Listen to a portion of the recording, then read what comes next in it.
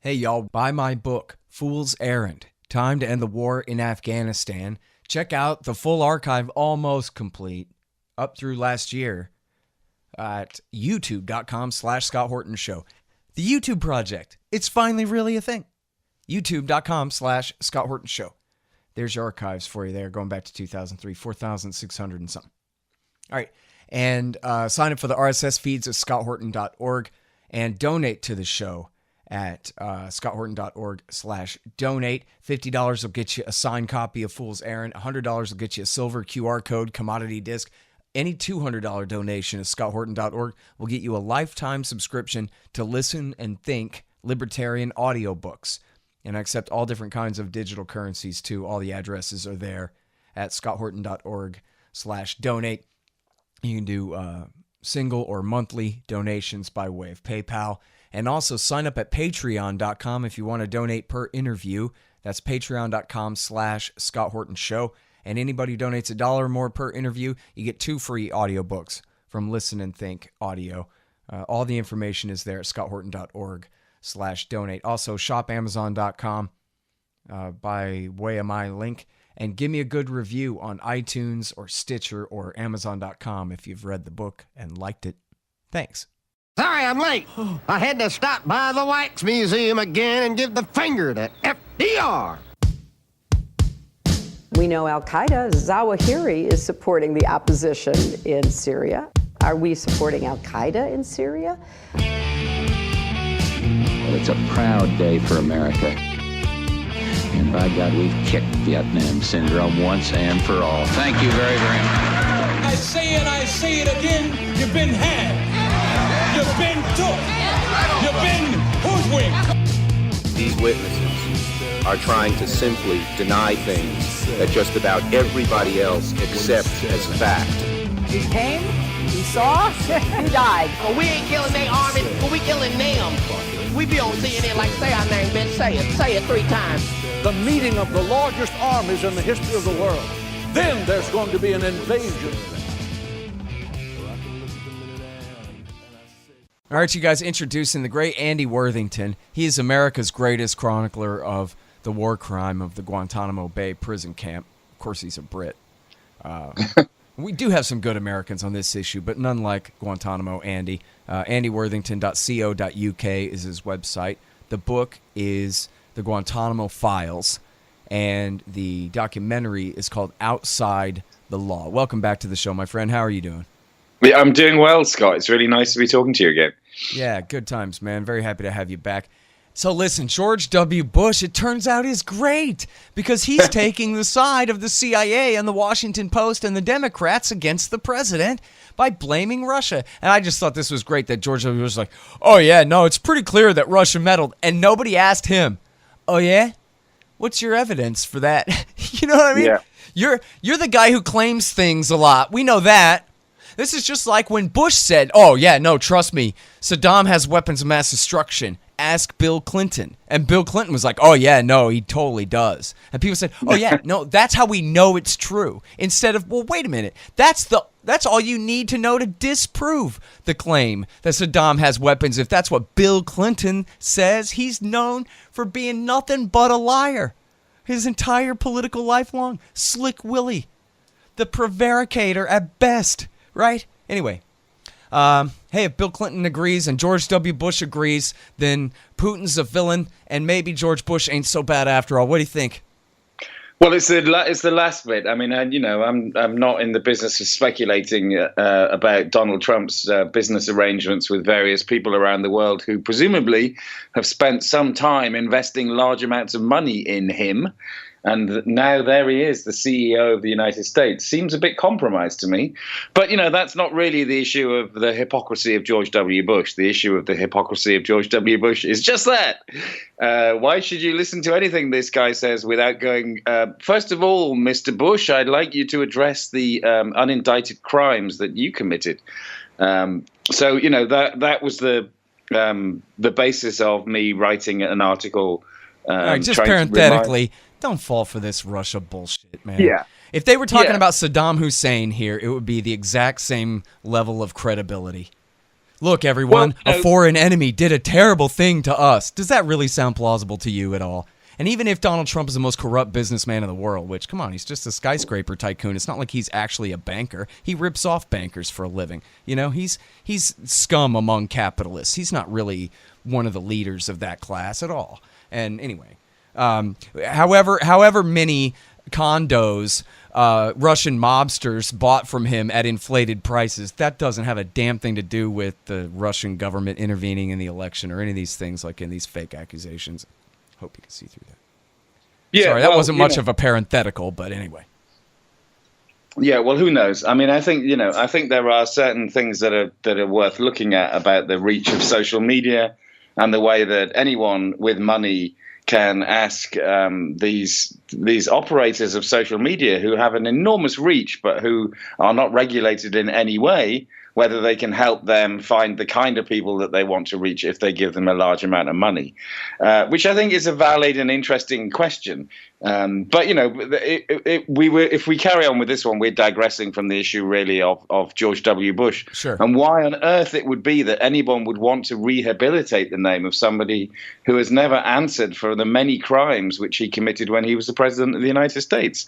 And including picking a fight with Russia by continuing Bill Clinton's NATO expansion project. Yeah. Anyway, I'm sorry to continue to digress onto the Russia issue, but a lot of this is George W. Bush's fault in the first place.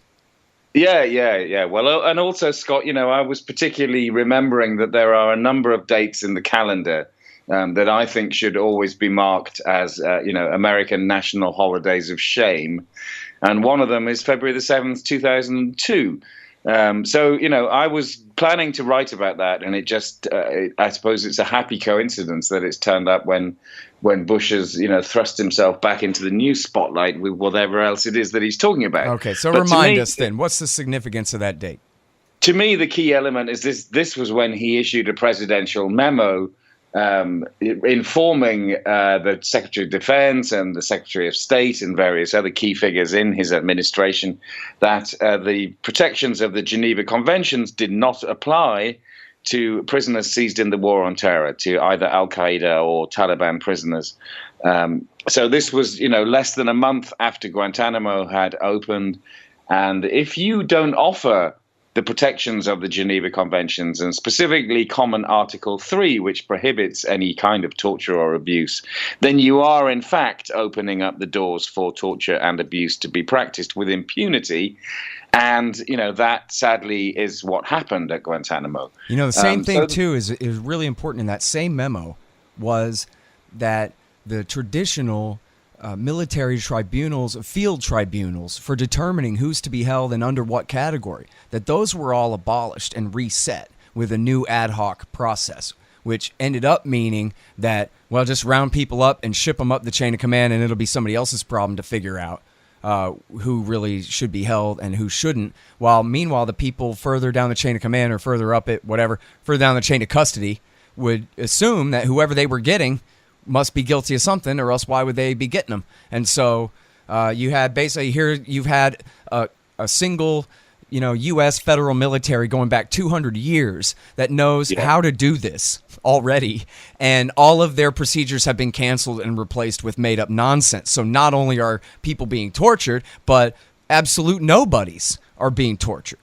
Yeah. Well, and then you get into the terrible position, which is kind of like the witch hunts, really, which is where you know, when you've got somebody and you've decided that they must know something, and that if they're not telling you it's because they're hiding it rather than because they're nobodies, then you end up torturing them, you know, convinced that they're actually so well trained by al-Qaeda that they're hiding stuff from you. Mm-hmm. You know, there's a guy, Brandon Neely, who was a guard at Guantanamo, who I've talked to about this, and he was there at the very beginning. And absolutely. And he talked about how, man, when they first got there, we were expecting these 10-foot tall terror warrior, you know, guys. And even when they came off the plane and they were actually, you know, just sheepish sheep herders, bound and hooded and all of this, they chalked up their helplessness simply to the shackles and still imagined that what dangerous men these were. As the chairman of the Joint Chiefs of Staff said, if we didn't have them, tied down, shackled the whole time on the way here, they would gnaw through the hydraulic lines to bring down the C-130 that they're on. These terrible terrorists, the worst of the worst. A shameful bit of black propaganda on the part of the chairman of the Joint Chiefs of Staff, really. I mean, such exaggeration. But that's always been part of the problem, Scott, hasn't it? Is that, we've ended up portraying these people as superhumans, when in fact, if what was supposed to be happening here was holding to account the people who were responsible for the 9/11 attacks, then what you're actually supposed to be doing is dealing with criminal scum. But they never did that. They portrayed them as superhuman terrorist masterminds. Right. And they portrayed the Taliban and Al-Qaeda as one and the same thing. When the Taliban was the sovereign government of Afghanistan, and Bill Clinton had cooperated with the Saudi and Pakistani interests in helping them come to power in the first place just a few years before. Right. And they pretended that, and in fact, it's a weird technicality where they said, so Geneva doesn't apply to Al-Qaeda, but it does apply to the Taliban, but we're not going to apply it to them because of a separate sub-excuse, which is they're not wearing proper uniforms. Right, yes, and so exactly. Now... Can you elaborate on that a little bit? Well, you're very good on it, but yes, that is the case. Well, I wrote a book about it, They want I know people you did on the battlefield wearing uniforms. So yes, exactly, on the basis that the Taliban weren't wearing, hadn't chosen their kit from a 19th century imperial book of what you're supposed to wear on the battlefield. They pretended that made them not an official army. But that's the whole. Everything about the way that they approached the war on terror was such a shambles, because they ended up having people who were allegedly involved in terrorism, but they didn't want to regard them as criminals. So they themselves portrayed them as these kind of superhuman soldiers. Mm. And yet when they captured actual soldiers who were people who'd been wandering around Afghanistan with an AK-47, either because they'd been pressed into service by the Taliban or because they were, their imam told them that they should go and help the Taliban. When they captured actual soldiers, then they wouldn't accept that they were soldiers. So they basically treated them as terrorists who didn't have any rights. Mm-hmm. The whole thing was upside down on every level. And really that absurdity, which I know you understand, and I know that some people understand, but I would say that generally that absurdity is something that people still don't really grasp properly, is that this war on terror involved an absolutely stupefyingly idiotic confusion of terrorists with soldiers and soldiers with terrorists, and an absolute misapplication of the ways that anyone should end up being treated. And of course, the bottom line of this particular presidential memo was to strip people of any rights whatsoever as human beings. And that really was in place fundamentally until for nearly 4.5 years. If you want to be charitable to John McCain and some other members of Congress, then the Detainee Treatment Act at the end of 2005 restored America's obligation to treat any prisoner in its custody humanely, according to Common Article 3 of the Geneva Conventions. But a lot of people who've looked closely at that act say that it was so compromised by amendments and ways that it was interpreted that it was really Hamdan versus Rumsfeld, the Supreme Court case in June 2006, when the Supreme Court turned around to the Bush administration and said, Common Article 3 applies to everyone that you have in your custody. And that was followed by, within a couple of months, Bush shutting down the CIA black sites and bringing 14 alleged high-value detainees to Guantanamo, which the more astute people commenting on it suggest was the first time that anyone actually accused of any serious acts of terrorism was held at Guantanamo. Because other than, as you mentioned, Khatani, but Khatani was only there because they didn't figure out who he was until after they got him to Guantanamo. So it was only just a coincidence. Otherwise, he would have been handed over to the CIA. So this is an important point for people, too. And you and I both got to keep in mind that there are a lot of people who are really new at this and who were too young to have known about this at the time but are old enough to learn it now. as time has Yeah, passed here. absolutely. So anybody of value, as you're talking about here, anybody of real value and direct ties to Osama bin Laden, Khalid Sheikh Mohammed, and plotters in the 9/11 attack, anything like that, they were turned over, and most of them arrested in Pakistan rather than Afghanistan in the first place. They were turned over to the CIA to be tortured at their various black sites. So I'll ask you to elaborate about that, and then. There's the question of Donald Rumsfeld and the military program and Guantanamo Bay, which they had, I guess, their secret black site there, Penny Lane or Camp No, and although I'm not sure when that was established. But primarily Guantanamo Bay is this military prison camp, and it was military personnel doing the torturing there. So I'll ask you to take us through the history of how this memo turned into these separate torture programs that we know eventually then were migrated to Iraq War II as well. Right. Well, the CIA had its own directive, straight after 9/11, which I believe the text of that remains classified. But, authorizing the CIA to go after people. And I know that, someone who ended up in Guantanamo but briefly passed through some black sites was picked up about a week after the 9/11 attacks in Pakistan. And that's not really a story that's very well known. I suspect there's still much more to be done in trying to uncover elements of the story. Maybe part of that is because the Senate Intelligence Committee's torture report, hasn't been made available in its full 6,200-page glory, and all we've had is the extremely important but more limited 500-page executive summary to tell this whole sordid story of how. In the end, around 120 people officially were put through the CIA's program. But that's not the whole story either, Scott, because the U.S. government was also farming out people to be tortured by proxy torturers in other countries, Jordan and Syria and Egypt, This for is the example. extraordinary rendition program.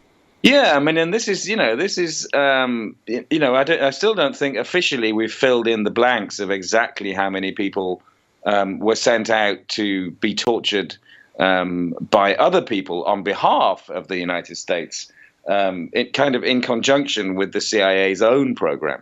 But yeah, and around 40 of these people who went through various black site programs ended up being held at Guantanamo. And at Guantanamo, as you mentioned as well, briefly, the CIA ran its own black site within Guantanamo. And I think that was actually Strawberry Fields. Penny Lane was a later addition, also known as Camp No, which I think is the prison that we presume was where they tried to turn prisoners into double agents. And where three men were murdered. And I should Yes. clarify here, just for the record, in case anybody would be caused to be confused, that it's the other Scott Horton, the writer for Harper's Magazine and professor of law at Columbia University and lawyer in New York, international human rights lawyer, who did the work at Harper's Magazine, elaborating on a Seton Hall study. And then eventually there's a book by a guard at Guantanamo at the time, Sergeant Joseph Hickman, called Murder at Guantanamo, and it's about three guys who had supposedly all committed suicide, and it was, I think, July 2006 when they were clearly murdered, and there was a cover-up all about that there. Yeah, totally. I mean, another deeply shocking story in the long and sordid history of Guantanamo, which, it was interesting, Scott, when you said, there are young people who may not know this. And on the one hand, that's obviously true. But on the one hand, we're talking about Guantanamo as though we're looking back historically on things that have taken place. I should have said, because TV hasn't talked about it in 10 years, not that they closed yet it. The prison itself is still going. It really isn't just a history lesson. This is a history lesson that leads up to the present day and is still, the place is still there. Well, wait, so say that. No, I want to get back to that because that is important. But no, let's talk about Bush years some more. You said something that sounded like hyperbole, but you're right, and I want to prove it real quick. And that is that you said these people in this memo, they were denied all of their rights, their entire human rights. And people might think, well, no, because I remember that they said, well, torture is fine up until the point where it's pain equivalent to organ failure, and that would be bad or something. And some of that is in there. And yet at the same time, it also has what's called a golden ticket. that says, and I don't have the exact language in front of me, but it is quoted directly in my book, that if you kill somebody in an interrogation, don't worry about it. That's covered too, because we know that you were trying to prevent a greater harm, and so that's fine. Up to and including murder. No, I mean, it really is actually quite shocking when you do properly work out that this memo stripped them of all their rights, that you have no rights, because your basic rights are, as we understand it in our countries and over the laws and treaties that have developed over a significant amount of time, is that you can't be deprived of your liberty except through being convicted after a trial, or being held unmolested with the protections of the Geneva Conventions until, somebody reaches some conclusion that there is an end of hostilities.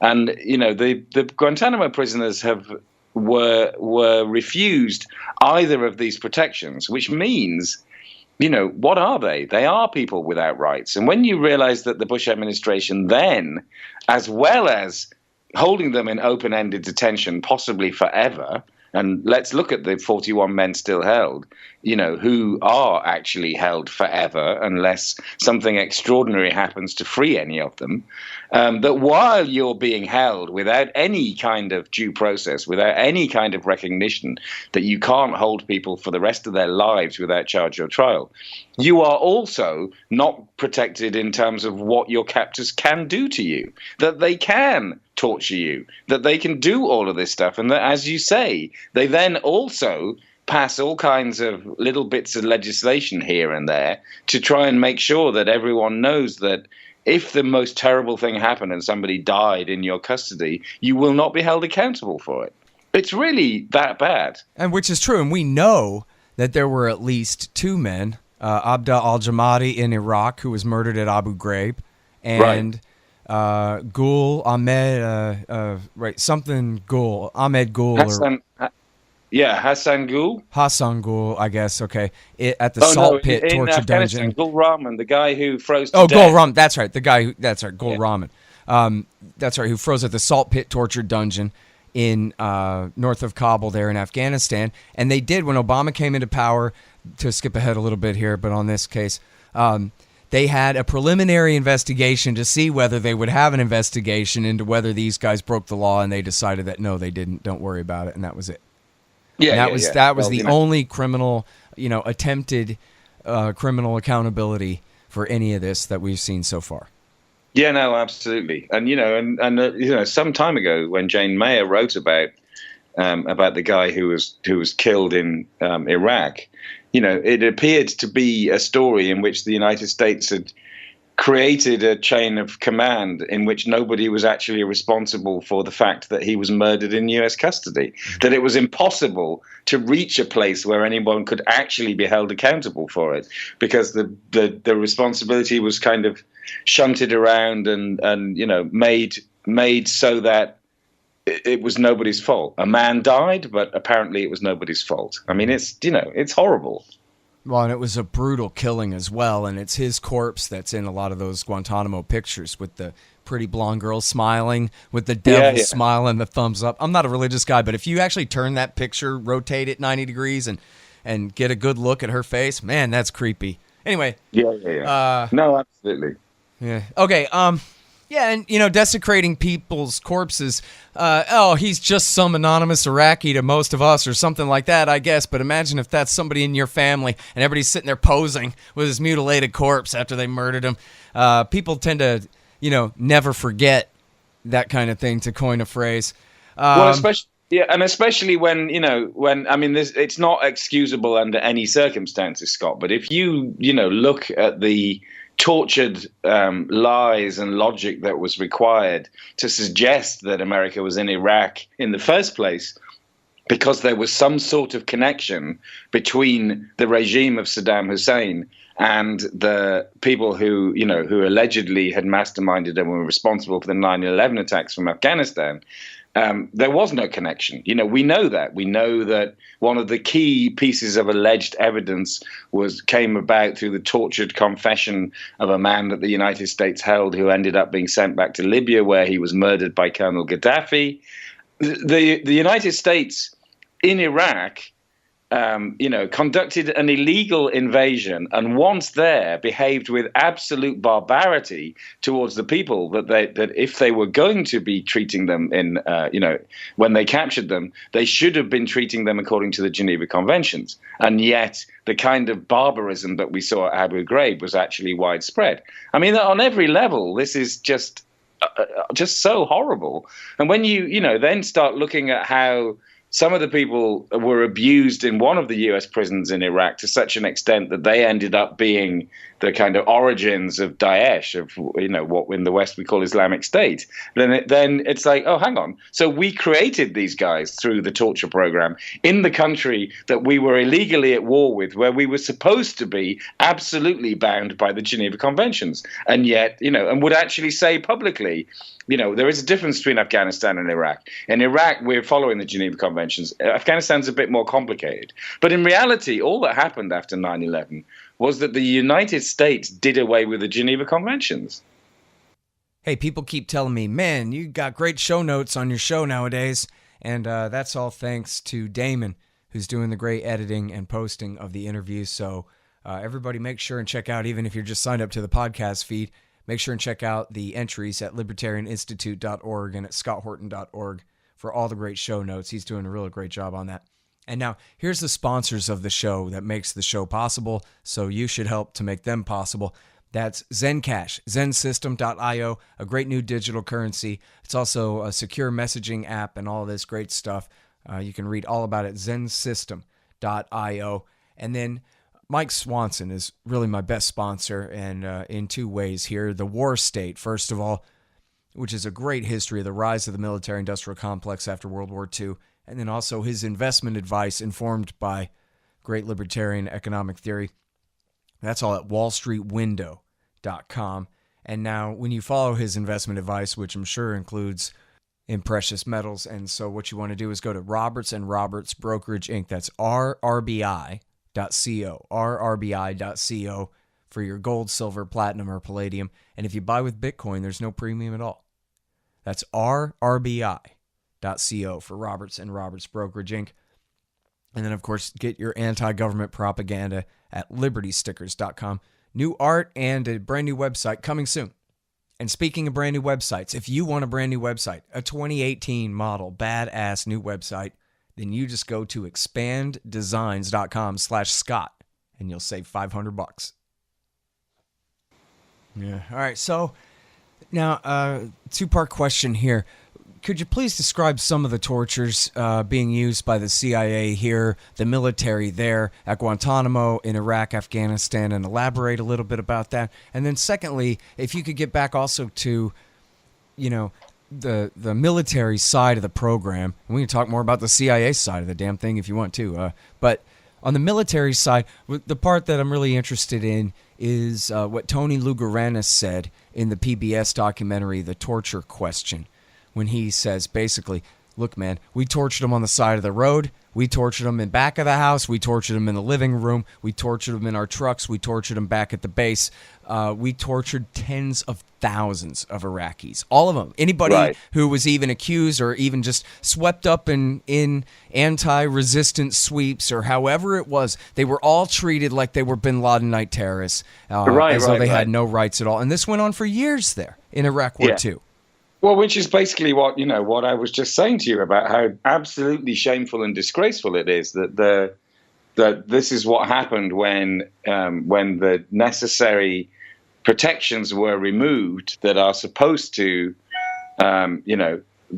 ensure that there is some kind of humane treatment of prisoners in wartime. Yeah. But I think most people just have never usually been exposed to the idea that really thousands and thousands of people went through the torture system like it was some kind of meat grinder during the war. It wasn't just a few guys that we know are responsible for 9/11 because they bragged about it being tortured in Poland because, speaking for at least some substantial minority of Americans, if not worse, screw them. But That's not the case here. We're talking about Joe Iraqi who didn't do shit, you know? Yeah, no, exactly. Yeah, I mean, and once you understand the scale of it, it really is, it's kind of difficult to come back to a normal analysis of things after that. But, to the specific issues that you're talking about, I mean, it's crucial for people to know that the fundamental rule that you should not abuse people in your custody was totally done away with after 9/11. So first of all in Afghanistan and then in Iraq, which is why I make this point of saying there was only a tenuous connection between Afghanistan and Iraq, and that was all entirely fabricated. Yeah, and it was based on torture, absolutely. And it wasn't just al-Libi. You refer to al-Libi there, who was tortured into claiming that Saddam taught al-Qaeda how to hijack airplanes and how to develop chemical weapons. And he was clearly, tortured, I believe, in Egypt with the CIA and the Egyptians going to work on him. And it was as simple as, say the name Saddam, dude, if you want the pain to stop. And he figured out real quick that's what these guys want to hear. And then they did the same thing to Abu Zubaydah, who as a whole, that one guy and everything that happened to him and all the background there is a huge story. But simply, they tortured lies about Iraq out of him, and then they went, oh wow, double triple confirmation, everybody, look. And these are, and there is also, if you think, and and I think that Larry Wilkerson has been very clear on this, so Colin Powell's chief of staff, that initially after 9/11 they thought that there might be another terrorist attack plan. Now he's saying before even the end of 2001 they knew that this wasn't the case. And when you really take that on board and you realize how much torture was taking place in 2002 and into 2003, then it suddenly starts to look like they're torturing people for a different reason. And then it really isn't. Right, because they said their narrative really was, we're trying to prevent the next attack, anything to prevent the next attack. But this isn't a huge leap to say, actually, what you have is that somebody like Dick Cheney, who it seems to me was the driver of this program much more than anybody else within the Bush administration. Well, I'm not for a minute trying to, to stop Donald Rumsfeld having his responsibility as the Secretary of Defense for the separate torture programs that he implemented. Mm-hmm. But that it looks like they were torturing to get people to lie so that they could justify their illegal invasion of Iraq. And I think that is actually the case. But we don't really hear very much discussed about how when Dick Cheney brings out a book talking about his life, he should actually be arrested when he turns up on a chat show rather than being lauded as some great statesman of the past, which is, to bring us back round to where we started, is what we've ended up with George W. Bush. He's a grand elder statesman now. It's like, no, he's not. He's a war criminal who got away with it, as is Dick Cheney, as is Donald Rumsfeld, as are their legal advisors. Yeah. Well, and this is the thing, too, is that it's not just that you don't like it. It's that that's the law. And it's been the law in America for 230 years, which, as I write in the book, not to quote myself or whatever, sorry, I know that's annoying, but I don't want to sound like this is an original thought. You go ahead and but the yourself. Thing is that it's not that that U.S. forces have not tortured in the past. Of course, they've tortured really all along, from the Indian Wars all the way through. But that's not to say that it was legal when they did so. It wasn't. It's clearly criminal, and not that there's ever been a great history of accountability, but the law says that there should be. Yeah.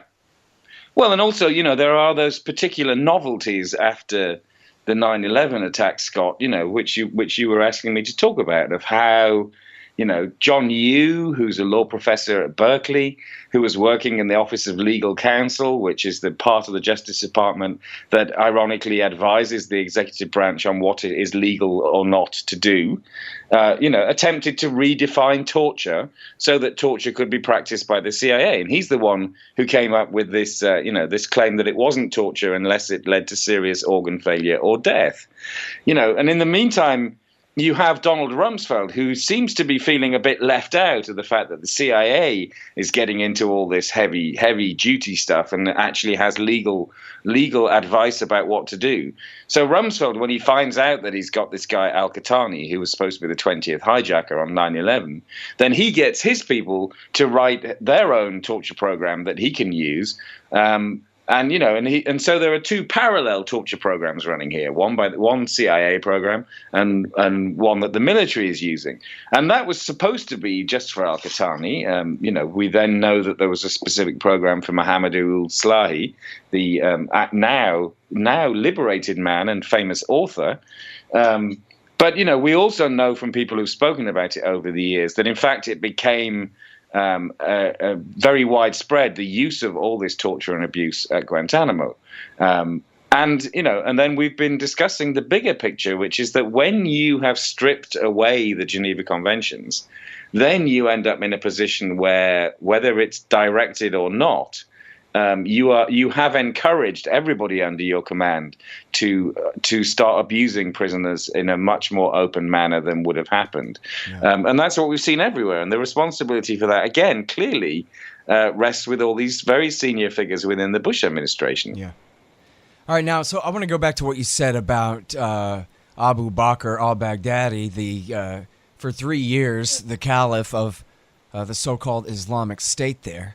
And, there was a big Guardian story, which, as far as I understand, is accurate, about his time in Camp Bucca in southern Iraq. But The Intercept had a story, I believe it was John Schwartz, where they had the government documents and his prisoner number, and he was registered as being at Abu Ghraib at the exact time that those torture pictures were being taken. It was the guards on the night shift who were taking the pictures, not that they were the only ones doing the torturing. And I don't know if he's in any of the pictures or not. Well, it's interesting, though, because they were the ones who were told to soften up people for the interrogators and were given quite a lot of leeway into how they treated people. And there's a big difference between that and what you get in these clinical CIA black sites when things were much more regulated and the techniques were obviously as stupidly brutal and counterproductive, but there was the notion that this was all being conducted very responsibly and very clinically, compared to what happened in Abu Ghraib, when the people responsible for actually running the cells were told, these guys are going to be interrogated tomorrow, so we want them not to have had any sleep, and gave them, a certain amount of leeway, in fact, quite a lot of leeway, as to how they were going to do that, what kind of music they were going to play to keep them awake, what kind of creative ways they were going to come up with to provide discomfort to these people because they had been given the license to do so. Yeah. And that's how we end up with, you can see it in Guantanamo as well, when inexperienced military interrogators were given a certain amount of freedom to give people a bad night, and they came up with all this horrible stuff in Guantanamo as well. Yeah. We know actually that at Guantanamo they had low-level and medium-level staff sitting around talking about, did you see 24 last night? Yeah, Kiefer Sutherland tortured a guy this way and this way. Let's try that. They were just making it up as they went along, like it was THX 1138, where there's just the banality of evil perfectly displayed there, Yeah, well, exactly, Scott. So, but once you step back and see the scale of it from those black sites where, with horrible cynicism, the United States government was putting pressure on other countries to host a special torture prison because they couldn't do it on their own territory because it is so illegal. And they were, doing these deals with Thailand and then with Poland and with Romania and with Lithuania to host sites that were just illegal and wrong. And you've got that on the one hand, and on the other hand, this Animal House on the night shift, I think, is how the general who investigated the Abu Ghraib scandal mentioned it as at one point, that it was just these low-level people with no skills in interrogation or in how to treat people humanely, who had been given this license to abuse them in creative manners that they saw fit. Mm-hmm. The whole thing is just such a terrible and comprehensive indictment of the way that the United States treated people who ended up in its custody, that people should be aware. And isn't it shocking how many people aren't? Yeah. Well, and there's a quote from Petraeus himself, and I would say this is against interest, but maybe he's just trying to acquit himself of any command responsibility for anything Right. that was going on while he was there. But he has said that, Abu Ghraib lives forever. I mean, he has said it in the most grave kind of terms, that, Right. this is a thing that happened, and it'll never be forgotten, and it lives on the internet forever, and it will continue to cause us serious problems. Yeah, well, and so it should, but it's I wonder how much that's supposed to feed into this kind of bad apples narrative that that everything isn't connected. Whereas once you look into the story, of course, everything is connected. And it's pretty hard to deny the importance of the truth of that when really what he's doing is confirming what lower ranking people like Matthew Alexander. That's his pseudonym. I forgot his real name. It's right on the tip of my tongue. I've interviewed him a couple of times, but. He said every foreign fighter he interviewed, and not just him, but I've heard this numerous times from different guys who were in Iraq War II. I think Matthew Ho said this too from his time in Iraq War II. All the foreign fighters, Saudis, Egyptians, Syrians, anybody else who came to fight with Zarqawi in the Sunni-based insurgency, and they ended up being, captured by the Americans and interrogated. What are you doing here? Well, I saw the pictures of Guantanamo and Abu Ghraib, and so I came to die trying to kill you guys. Right. Simple as that. That was what they were doing here. They didn't say like, "Oh, we hate the fact that you go to Methodist church in a skirt on a Sunday." When that, you know what I mean? That just wasn't ever their problem. Yeah. Well, and the fact that photos came out of Abu Ghraib. I mean, to this day, have we seen abuse photos from Bagram and Guantanamo? No. The only photos that exist are this tiny little snapshot that that we know that cynical politicians tried to say was a bad apple scenario, and people have to dig down a little bit into it, unfortunately, Scott, because the photos aren't there to know that actually what happened at Abu Ghraib was directly imported from Bagram.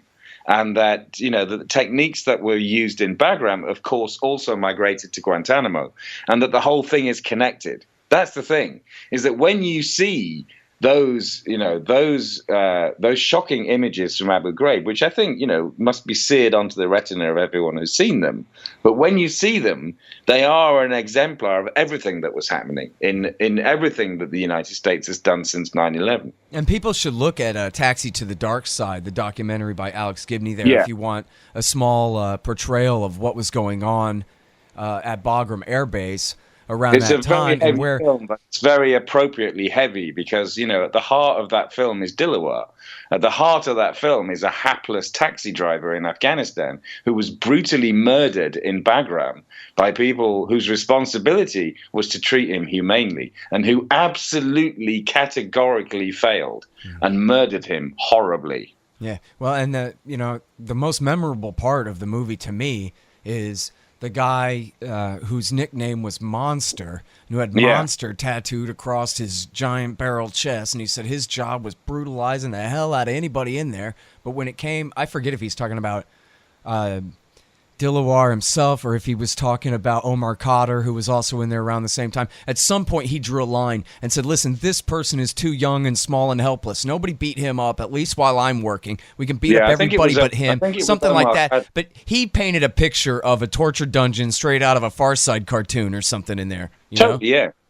And he was, he was the good soldier who did what he was told, And at least, he fessed up to it and was saying, let me tell you how bad it was. It was pretty bad. And the things I did, they were wrong. He's very powerful in that film because he gives off his guilt. You can feel his guilt, the responsibility of what he did. And, and we don't see that so much of the time. We see the fallout from what war does to people because they come home and they shoot themselves in the head. Or they, terrorize their immediate family and their neighborhood. Or let's look across the United States at what PTSD and what people have been required to do in their country's name. Yeah. What happens to them when they come back to their communities? Hundreds of them all across the United States and wreak havoc on their families and, and are destroyed themselves by what they were. Get jobs as deputy sheriffs for the rest of us to have to deal with on the side of the road, Right. Yeah, exactly.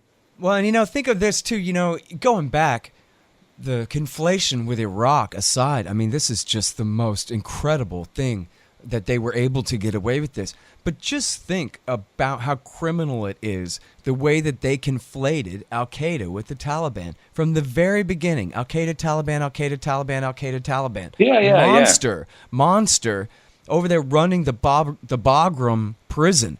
He had no idea, probably, that he ought to at least narrow down these brutal tortures to Arabs. Never mind if they actually ever met Osama before or not, but the local people here didn't do it.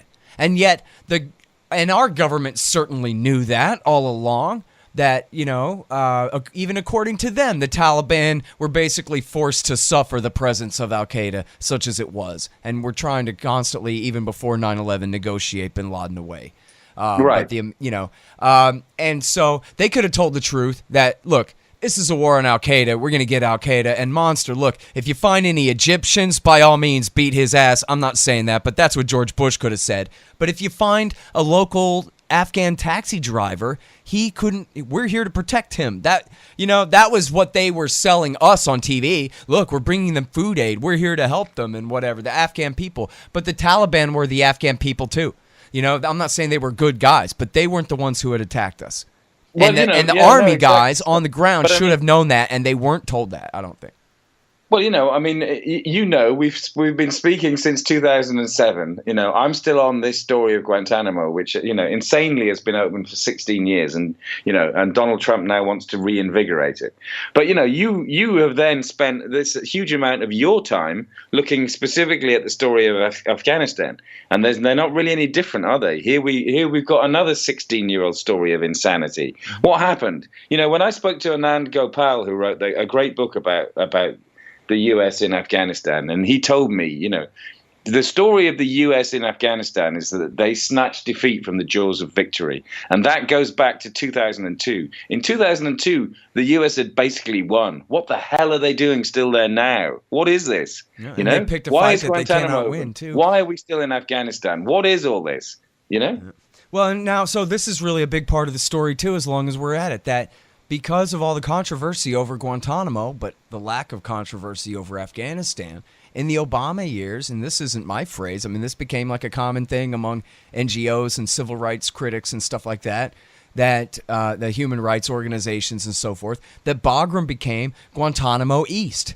And where they were taking people in the Obama years again now, they were taking people from all over the world who'd never even been to Afghanistan and sending them to the Bagram prison because they needed somewhere lawless to hold them without causing too much of a problem.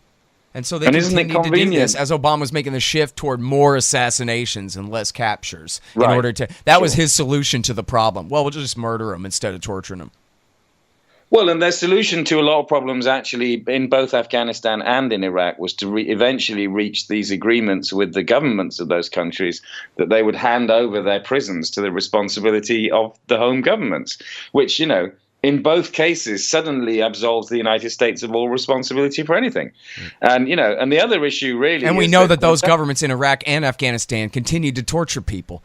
In fact, in Afghanistan, they pretended to be upset about it. Oh, no, the Americans. Oh, no, the Afghan government is using torture.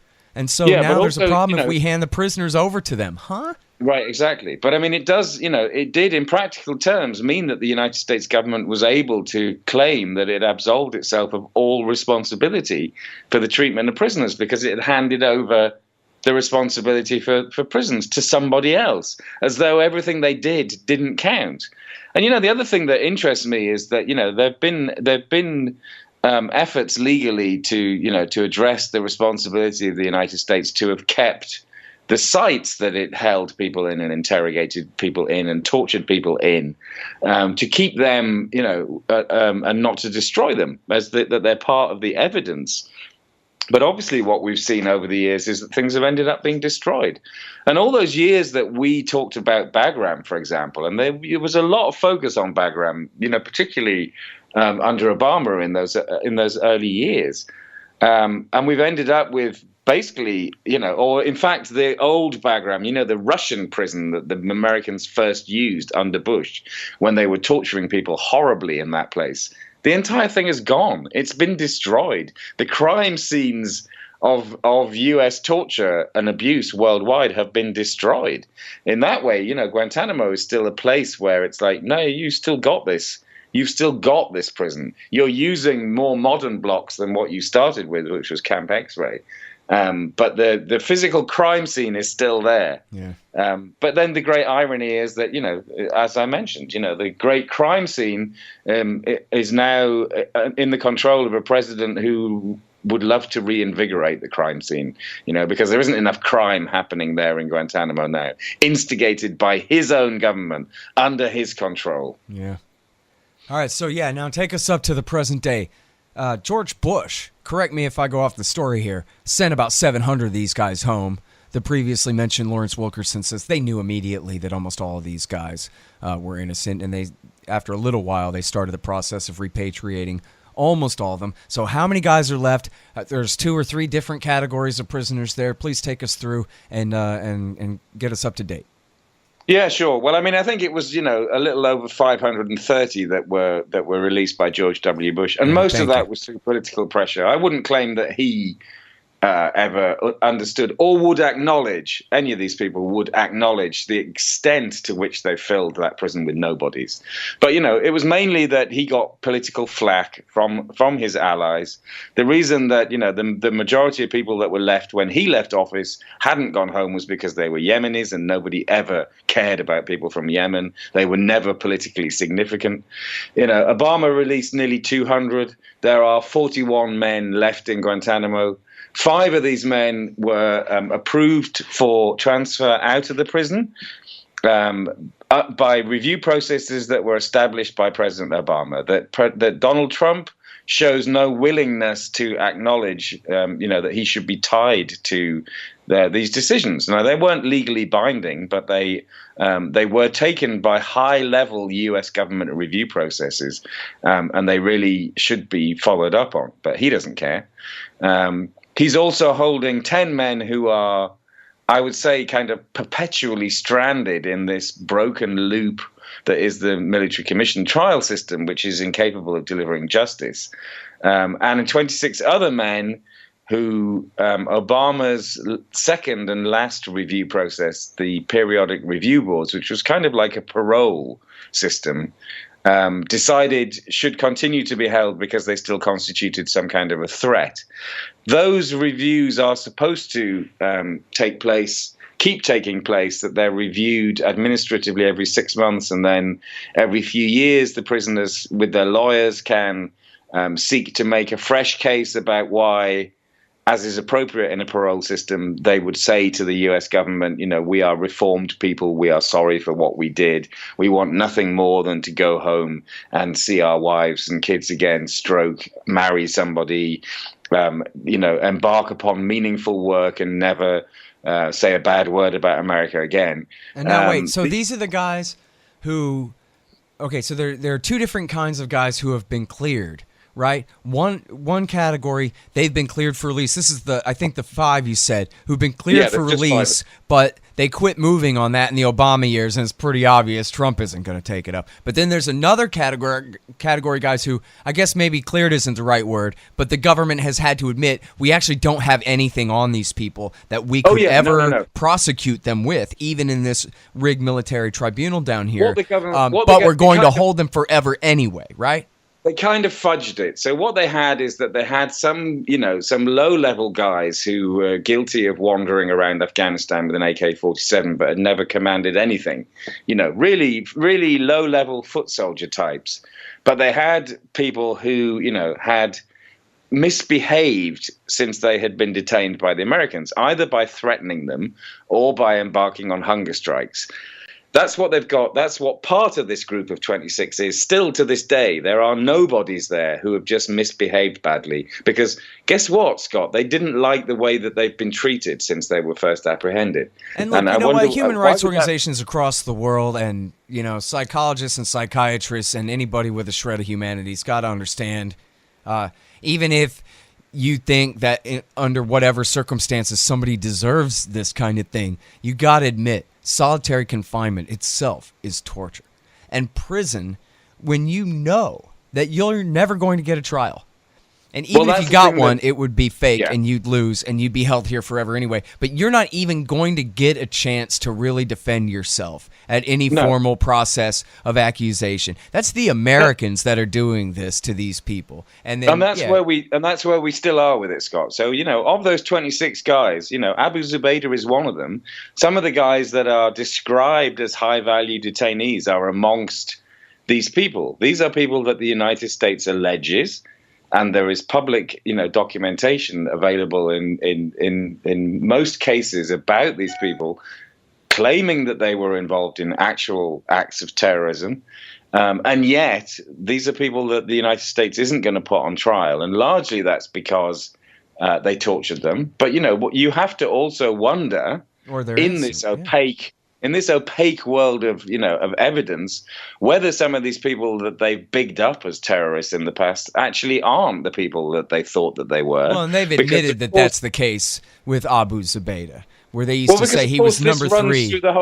This runs through the whole story of Guantanamo and the war on terror and every minute detail of everything that you were talking about before, of how in Iraq they were torturing people by the side of the road. I mean, the number of people that have been considered to be something more significant than they are is immense throughout this whole story, in which tens of thousands of people in Afghanistan, in Iraq, in the black sites, in Guantanamo, have been tortured and abused by US forces, that it would still not be surprising that of those 41 men in Guantanamo, some of them they've described as significant when they're not. To go with, like I say, if people are looking for the shocking, mundane truth of what indefinite detention without charge or trial means in modern America, it's that there are people in Guantanamo whose only crime is that they've been very upset about the way that they've been held so lawlessly and abused so openly over the last 16 years. Yeah. All right, now, so there's a guy, I think his name is Abu Zahir, and I interviewed his lawyer, Colonel Sterling.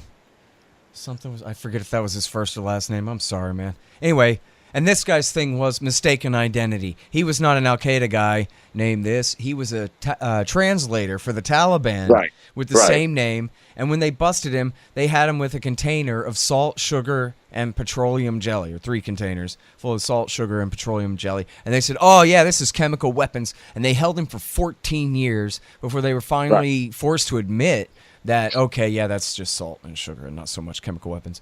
Although too much salt in your diet can be a problem. But anyway, so, but now I wonder whether if that guy is still sitting there or not, now that they've conceded their mistake. Or have they finally let him go?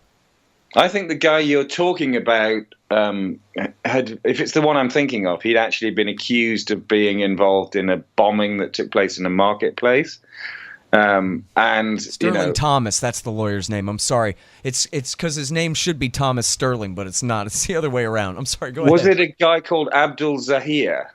Right. Does it ring a bell? Yeah, that's the guy I'm talking about. Yeah. I think it's him. So I think they thought he was involved in this bombing in a marketplace in which a Canadian journalist was wounded.